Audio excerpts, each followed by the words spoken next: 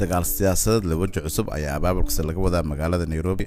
waa isbahaysi cusub ay yeelanayaan labada kooxood ee daljiri damuljadiid waxaana warar hordhacay sheegayaan in qalinka lagu duugay xisbi cusub ay ku midoobayaan uu gudoomiye noqon doono madaxweynihii hore Xasan Sheekh Maxamuud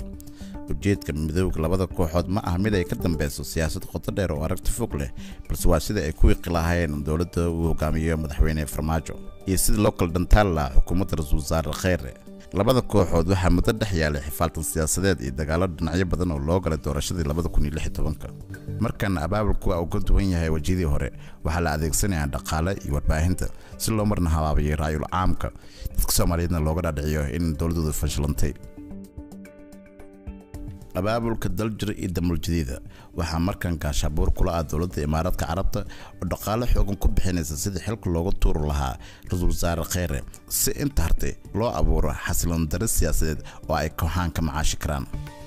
xisbiga daljir waxa uu soo jeediyay in laga shaqeeyo sidii la soo waafajin lahaa siyaasadda dawladda Turkiga ee Soomaaliya iyo tan Imaaraadka Carabta oo aad isu diidan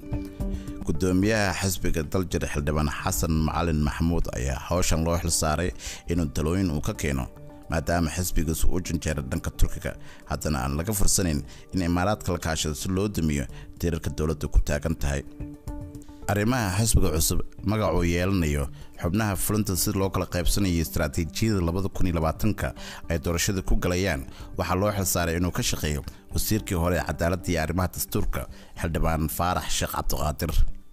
والله warbaahinta iyo kicinta waxa loo aasteeyay inay ka shaqeeyaan xildhibaano uu hogaaminayo Axmed Macalin Faqi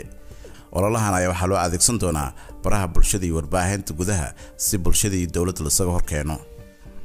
halka taliyihii hore nabad sugidda sirdoonka qaranka Cabdullaahi Maxamed Sanbuloosh loo dhiibay galka isku xirka dawladda Imaaraadka Carabta iyo xisbiga cusub haatan la yigleeyo inkastoo doorashada dalka ay ka dhiman tahay ku dhawaad 2 sano iyo bar haddana midnimada dawladda haatan jirta iyo wada shaqeynta madaxweynaha Ra'iisul Wasaaraha iyo gudoonka labada aqal waxay keentay walaac xoogan oo ay ka qabaan kooxaha danleyda siyaasadda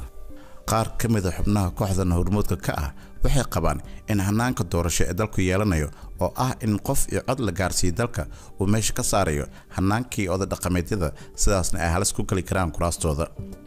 sanad iyo bar kadib dawladdan waxa ay jiirtay caqabado iyo taakooyin badan oo loo dhigay balse waqtiga ayaa sheegi doona halka ay saldhigata xaajadan ugubka ah ee xilligan lagu maleegayay magaalada Nairobi